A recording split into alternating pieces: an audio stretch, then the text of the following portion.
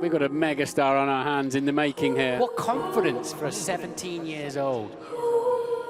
And that is why Max Verstappen will become world champion in Formula One. They know no fear, do they? That Verstappen boy will be in a world championship winning team before he's 20. Showing all the hallmarks of a Senna. Max, you made it very easy for us to big you up this year. You're not going to let us down now, are you? No, of course not. Do you like all of this hype and comparison? Well, normally not that much. I'm more like to live in the shadow, but of course once you're driving F1 that's not possible anymore. What I'd really like to do is look at this season through your eyes. All right, that's fine for me.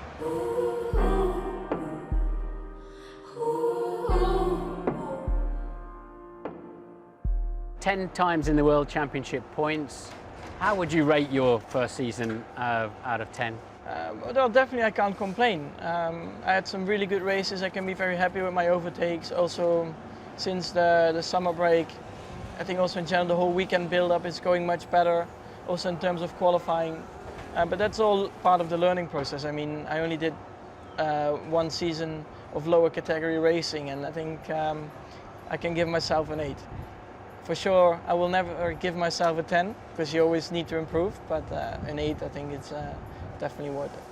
Your dad supports you, understandably, at all of the races. Is there going to be a crunchy moment where you have to say, okay, Dad, step back a bit, I want to do this by myself now? Well, definitely in the future there will be a time when he has to step back a bit more, but for the moment I'm really happy that he is here. I still learn a lot from him, and just little things what I can ask to him. I mean, he raced tracks, maybe not this one, but he raced tracks before. He has his experiences with teams, in the way to work with them, and he's a great support. And when he's in the back of the garage and I see him in my mirror, it's also a feeling of being comfortable in the car as well. I think it's just a great feeling that he's here. I want to talk to you about some incidents. When you were 16 in Rotterdam, you were on a demo, you took the nose off the car. Monaco this year, when you crashed with Grosjean, you recovered incredibly quickly from those moments where I think a lot of teenagers would have been buried. Yeah, well, for me, I'm always quite relaxed. Of course, this thing in Rotterdam wasn't ideal, especially I was very young. It wasn't ideal, but I was like, well, you know, those things happen. It happened to the best drivers in the world during a demonstration run. So I just stayed relaxed and I was like, well, I just need to show it on track. And then, of course, Monaco, yeah, I think it's all part of the learning process. Of course, it was a very big crash, but yeah, you know now how much distance you can take and this kind of things. Now, in a press conference after Monaco, Felipe Massa, who's actually one of the nicest guys I've ever met in F1, but he poked you a little bit because that's how he felt, which is fair enough, and you poked him straight back.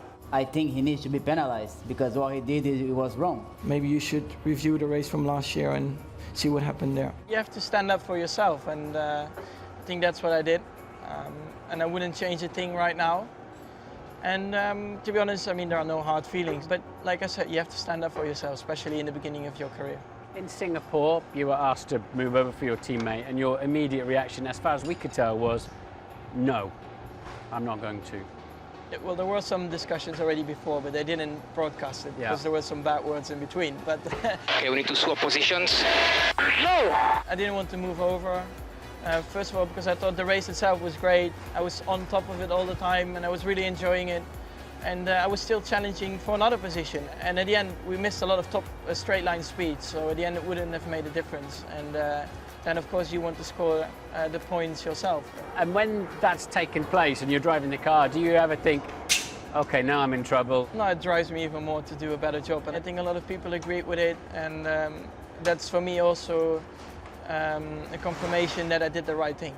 You have plenty of fatherly advice, so you don't need any more from me, but was the move around the outside of Blanchimay Spa worth the risk? Is there enough room to go around the outside? No, because he gets onto the curb, but he's still hanging on in there, is Max Verstappen. Under braking, he's got the inside line to the bus stop chicane. It's bold, it's brave, it's beautiful from Max Verstappen. It was a big risk, definitely. But I wanted to get past, especially because I was on a charge from the back of the grid. But yeah, definitely, if I look back, it was very risky, and you don't do it all the time. Would you do it again? Maybe, yeah.